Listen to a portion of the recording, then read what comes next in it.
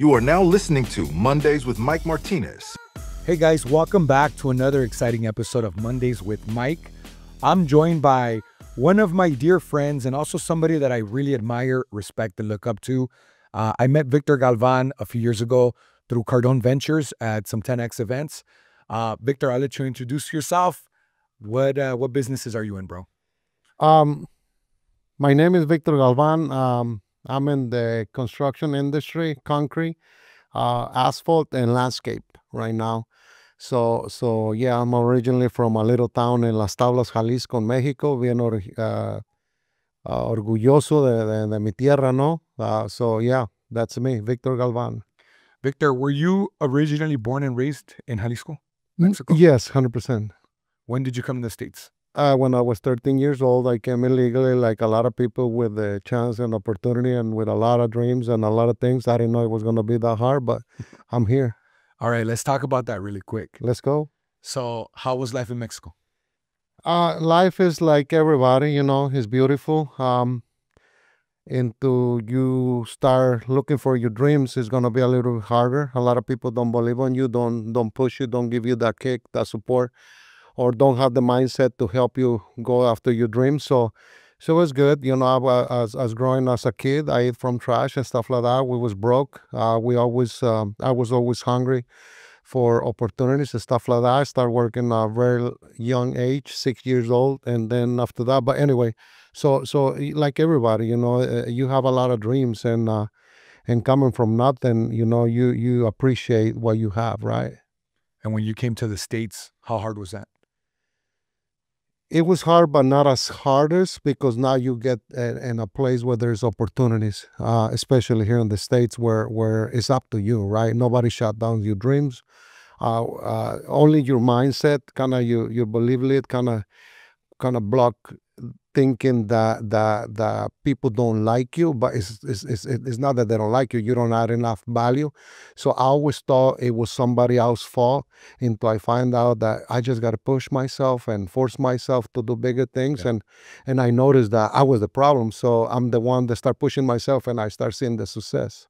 And that's from your years here in the States, because you think it's a lot easier here in the U.S. for opportunity than in Mexico? 200%. It's 10 times easier here.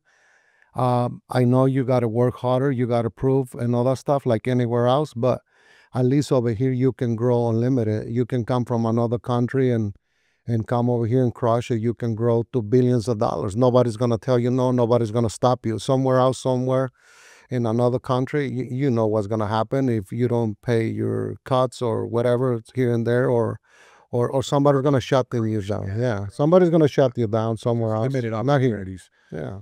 So life was good when you came to the U.S. from 13 years to becoming an adult?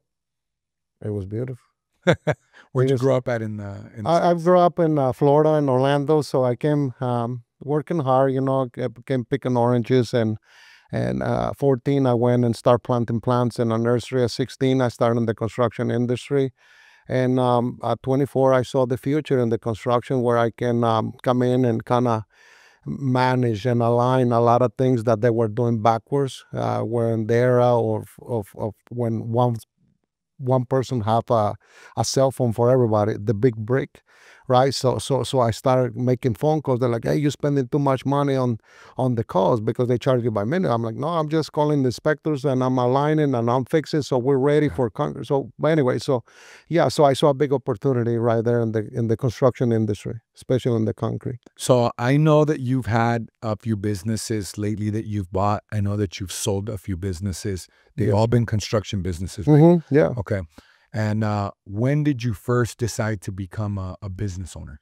Can you talk to us about your journey for that? Yeah, 100%. So when I was 24, like everybody else, that they want to start because they think they can do it better or because they feel like they're intrigued, right, or whatever the situation is. So I go ahead and start in the owning my own business at the age of 24, 2007, September 27. I think that's when I started one of the most successful companies in Central Florida. So over the years, I was building and building. It was hard. It was impossible. But where I'm going with this is that I noticed as I was adding people, it would start getting easier and I would start growing. But at the end of the day, I was always building that business wrong based on the data that I had, based on the belief why I started the business. I thought I can do it better, but no, you need a million things. You know, as business owner, that it's not a one man operation, and it's not one man show. As you go, you need a lot of things that you need in place, from project management to supervision to process to systems to data. Right. What kind of business was that? That was concrete. I took it to 110 million before I sold. And since I built it wrong, I could not exit for a lot of money, right? I exit for good money, but not the right amount of money. Okay. And when did you exit?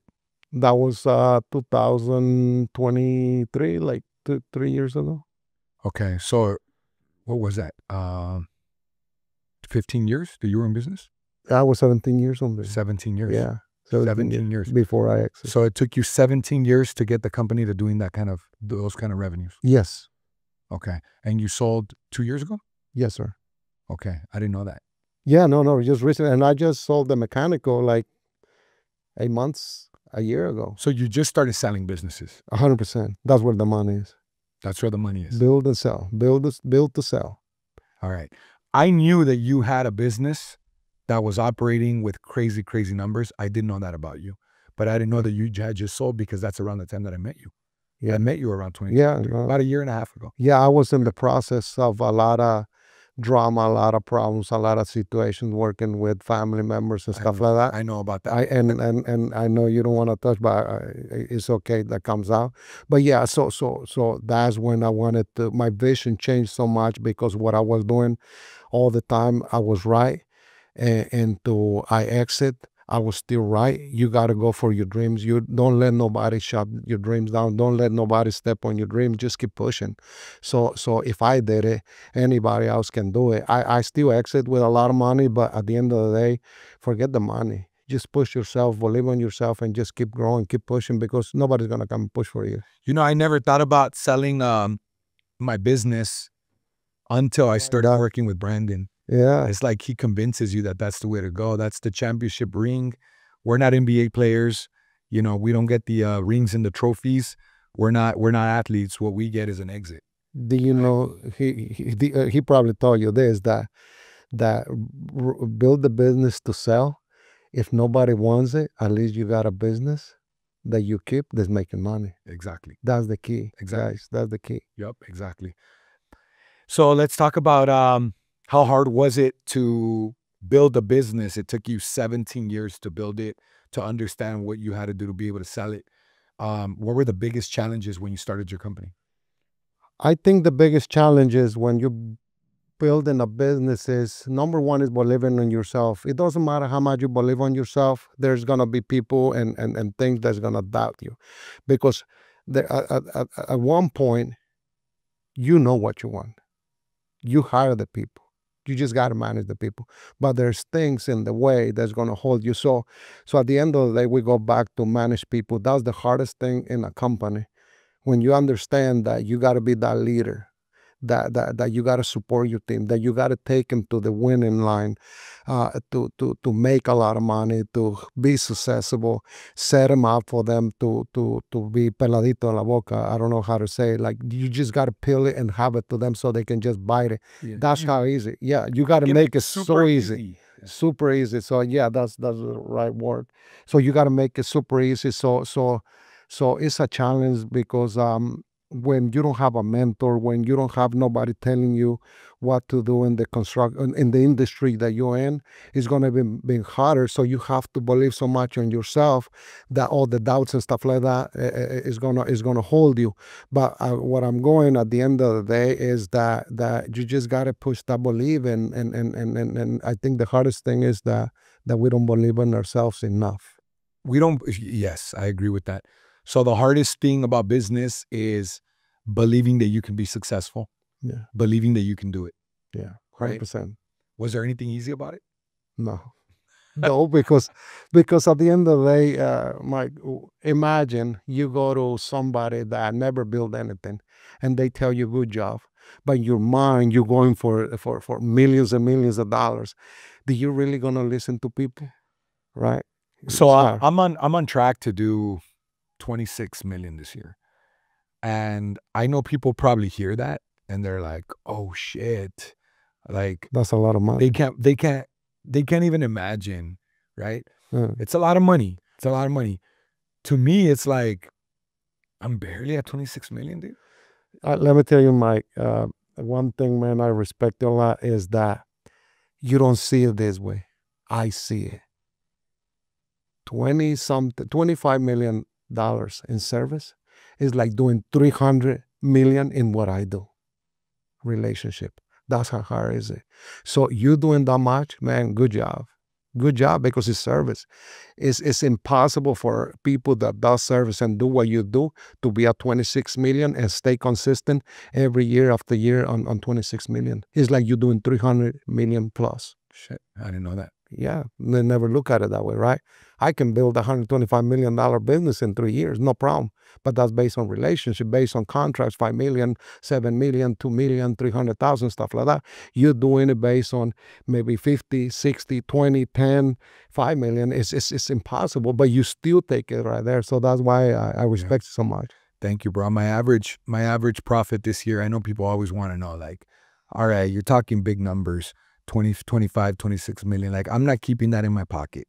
I don't have 26 million in my pocket, right? My net is about 30%. And what I do, in case the IRS is watching, what I do is I buy a lot of real estate. So I'm always broke. All right. Stay broke. My cars are very expensive. I have like $30,000 in car payments. Wow. I have 30,000. I might be more than that. Natalie knows. She pays the bills. But my car payments are high, and I have a lot of mortgage payments. So I always stay broke.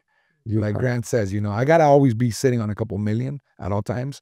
But for the most part, I just dump the money in real estate, you know. No, and I love it. You have to always stay broke in your mind, not your mind, in your mind that you don't have any money, that you got big bills, big things, big dreams. So that'll force you to go after more money, after pushing your people to do better, to improve. Because if everybody just go back and think, oh, I got access to money, nobody will push. Yeah, dude, if you're sitting on like, I mean, I guess it depends, right? But if you're sitting on like 25 million cash or 100 million cash, you're like, what do I have to wake up for? Like, unless you're like us, where you're like, fuck, that's not enough. I need $1 billion in the bank. Yeah. Because there's people like that, I think that's how we are. But anyways, Victor, I know that we met through Cardone Ventures. We're hardcore 10Xers. Can you talk about some of the stuff that you learned? How long have you been working with Cardone Ventures? 6 years. Fuck, it's a long time. I've been working with them 3 years. I'm going on 3 years. Yes, sir. What have you learned, and do you think that was one of the biggest success factors that helped you to get to where you're at? You know, give credit where credit belongs, right? I will always appreciate and give credit to my mentor, Brandon Dawson, my friend, and all that stuff. I know he believes the same thing. He trusts me. I know that he always motivates me to go and do more. So where I'm going is that in life, you got all this data, but you don't know how to put it together. So I always say that thank God for Brandon that came into our lives to come from the top, to come and save the people from the bottom up, right? To tell them how everything works, how everything is put together. Because at the end of the day, we all have it in our hearts, we all have it in our minds. It's a process. It's just that he got names, situations, and how to execute. He put it together for us. So what I'm saying is, when I found him, I say, this is it. I will never, never, never leave this man. I don't care if he kicked me out, my wife, my kids, and all that stuff. I always will appreciate this man, because he's the one that discovered that Victor that was inside, that was hungry for change, that nobody came and told him that this is how it's done and stuff like that. So the 10X community impacted and changed my life, and I appreciate Brandon, Natalie, and the whole team, from Matt Hendricks, from everybody over there. They're amazing guys. So yeah, 100%. All the credit, give it to them, but I take it back, because they don't want credit unless we succeed or we achieve what we wanted to achieve, and I haven't achieved. So I know they expect more from me, and I'm gonna keep pushing, and one day I'm gonna thank them. Same thing right here. Yeah, right. So one thing that I take away from a lot of the stuff that I learned from them is, obviously is leadership, making people's success easy. Easy. And are you going to the cruise this year? No, this year. Not this year. Yeah, I wasn't gonna go. Are you going? I'm going, dude. So I didn't go to GrowthCon this year. So you can go there. Yeah. But I was reminded of one of the biggest compliments that I've ever received in my life. Wow. In my life, Brandon Dawson was on stage, and we were in front of a big crowd, and he basically said, he was using me as an example, and he says, the reason that Mike is successful is because he's one of my best students. Mm-hmm. He says he keeps showing up. He comes back to workshops that he's already done, Mm-hmm. right? And not only does he come in, he actually goes and implements it. 100%. He says, so that's why he's one of my greatest students. He goes, so if you're looking at Mike Martinez as the influencer or the guy, he literally said this on stage, the guy with the Ferraris and the Lambos, and you look up to him, he goes, just do what he does. Yeah. Learn and apply it and keep coming back, So, but it was a huge compliment because he said, when I heard him say, Mike is here and he's one of the most successful people in the room because he's one of my greatest students. It was like a huge compliment. And he mean it for sure. Yeah. Oh yeah. 100%. So what is your biggest takeaway from him, from Cardon Ventures? Leadership. Number one, right? Be a servant leader, Mm-hmm. right? So I was just talking to my VP about this. It might have been yesterday, or the day before yesterday, when I did her one-on-ones with her. She says, I forgot how big your vision was. And when you shared it with me again and you updated me on your vision, it sparked the fire again. Wow. Right? And then I told her, I said, look, it's our job to make everybody's success easy. Easy. So that's what we need to work hard on. How can we make everybody's success easier? You come to SOPs, you come into training, you come into motivating, you come into giving them what they need to be successful, easy, right? I understand. That's the biggest takeaway that I took from them. I'm like, you expect people to do things and you expect people to impress you, but you're not giving them the tools and the resources to do it. Or you're not doing it. You're not impressed. You're not doing it right? So what can I do to contribute? Like, how can I just throw money at you Mm-hmm. so that you want to go out and get it for yourself? 100%. Right? So, all right, dude, what's next for Victor Galvan the next 12 and 24 months? What's next? I got to buy me a plane. It doesn't matter if it's on payments or whatever. I got to figure out that's a goal that I have at the end of 2026. I don't care if it's a Honda. I don't care what it is, but I got to get me one because I need to achieve. I need to have a win in my life. It's not that I don't have wins and stuff like that. It's just that that's one target that I must have. And because for 17 years, I built the business wrong, right? And then for 7 years or 5 years, I'm doing it right. So investing all my money into all my businesses so they can produce from real estate. Like you invest in real estate. I invest in commercial and residential, both. And I also invest all my money in me, which is me on my business, right? So it's time to start having some of those toys. It's not just obsessed to have a toy.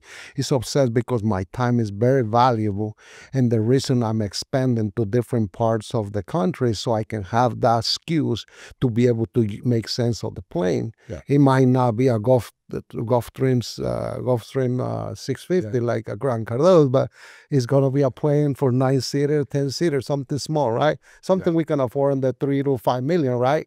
And I know it's gonna happen, but that's what's next for me, right? You know what's funny is I told my wife probably like a year ago, a little over a year ago. Yeah.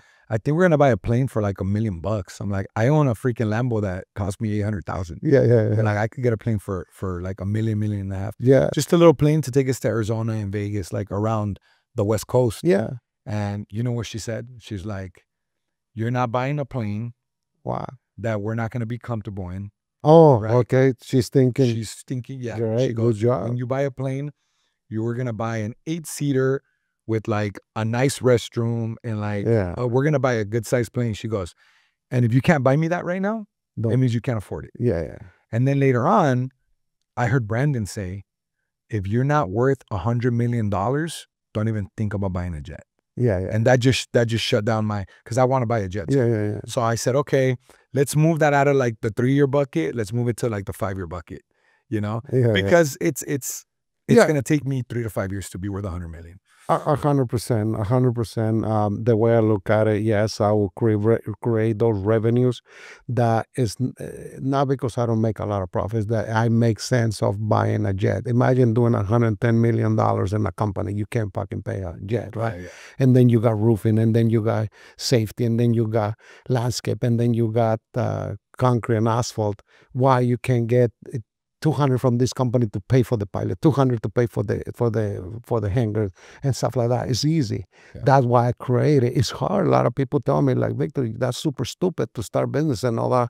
I say I got a team, but there's an intention behind all this. I want each business to put their fair share, to put it back into the business. If I can sell, at least, But what I'm saying is, soon I got 2 business in line to sell. One next year, and then the next one in 2027. Automatically, I can have enough cash right there to buy it. Yeah. So when you do things right, and I've been doing it, that was my 5-year plan. So it'll happen for sure in 2026. That was my 5-year plan. Yeah. That's, same thing. I have similar goals like that. What's your plan in the next 12 to 24 months to grow the businesses?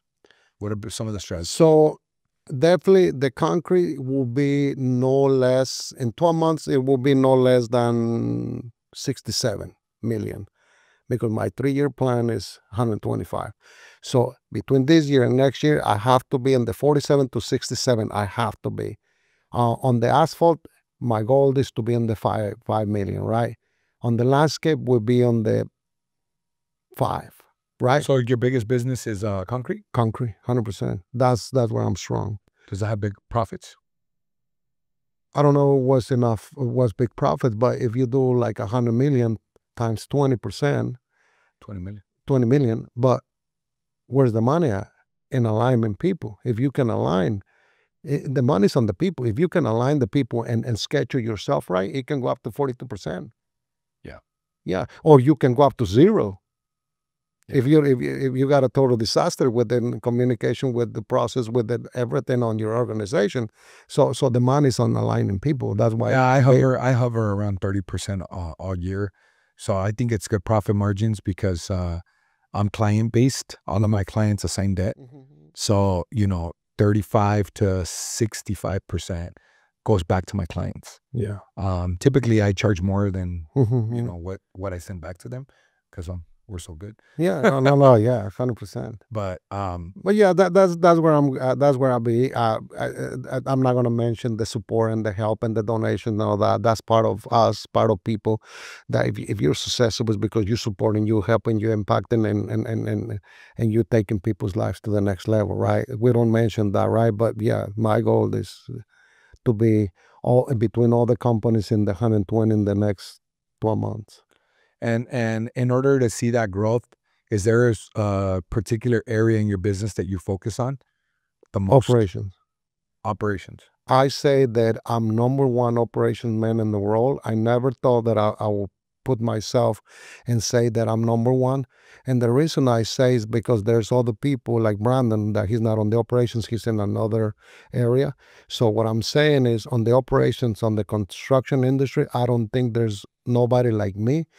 And I know that on the operations, how do you connect all the pieces? That's where the money is. And I'm still involved heavily on the operations. Where how we treating the customer, how we delivering to the customer, how we're finishing the jobs, how we're finishing the projects, how that data communicate to the management, and how the management connect to the execution, and that's it. That's why when I shared with you, so I'm getting ready to partner with one of my best friends and another buddy of mine, in this home remodeling business. Yeah.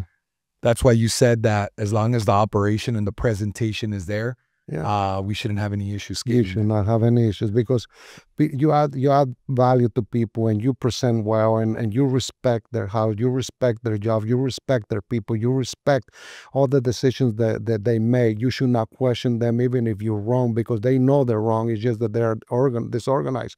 So when you understand and you take full responsibility of your actions as leader, automatically that puts you ahead of everybody and you're different than everybody and everything will come. People like to do business with people they trust, and when you bring that transparency and the operation side, there nobody can take you out. What do you think are some good targets for me for my first couple years in that business? In that business, Because I don't know construction. just stay on the service side, on the high end homes. Like right here, you got what is the name of the Beverly Hills? Oh, but that's far. Okay, so you're not gonna run it, right? You're gonna have somebody run it. Yeah.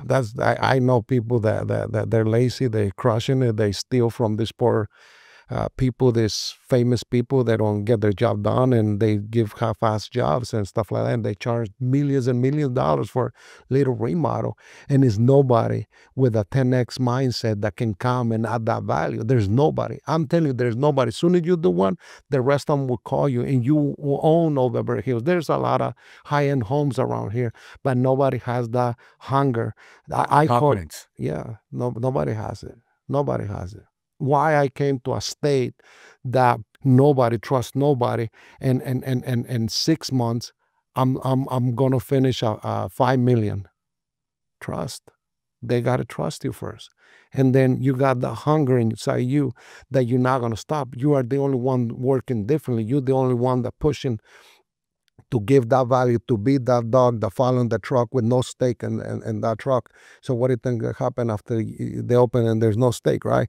You got to do it again, right? So I came to Utah and I'm shining now. Like I'm the talk of Utah right now. I spent $80,000 in a gala night just to invite the general contractors. Boom. Hey, this is who we are. This is my plan, and this is how I'm gonna take over. This is I will never leave. So I gave him who we are and yeah. confidence. Confidence and trust. 100%. No, that makes sense, dude. All right, Victor. So thank you for your time today, dude. Where can people find you? People want to follow you. People want to connect with you. People in Utah want to do business with you in concrete and asphalt and landscaping businesses. How can people connect with you? Victor M. Galvan, double N at the end, on any social media, Instagram, TikTok, Facebook, LinkedIn. Guys, and for everybody out there, my intention is to add massive value to our customers and especially for the people of Utah. I'm not going anywhere. I know it's hard. Utah is very safe. People don't trust nobody, but as soon as they trust you, after that, they recommend you and you can own Utah. Let's go. Victor, I want to thank you once again, and I want to let everybody know that I personally look up to you. Yes, sir. I respect you so much and what you've done. And since I met you a couple years ago, I'm just you make me proud to be Mexican too, bro. Let's go. Mike, I thought I was never gonna say it, but you said it. My wife trusts you so much because you talk to her, you inspire her, and if she got the respect from, I respect you so much Thank too. you. And you had a little conversation. I don't know what happened, but thank you for talking to her because she's like Mike, and I was on top. I respect you, but you add that value from a woman means the world for me. Well, it's like what you said, right? Just be honest. Transparency is one of my core values, just like Cardone Ventures. I was just honest when we had that conversation. I remember that. I just told her that you're a rock star.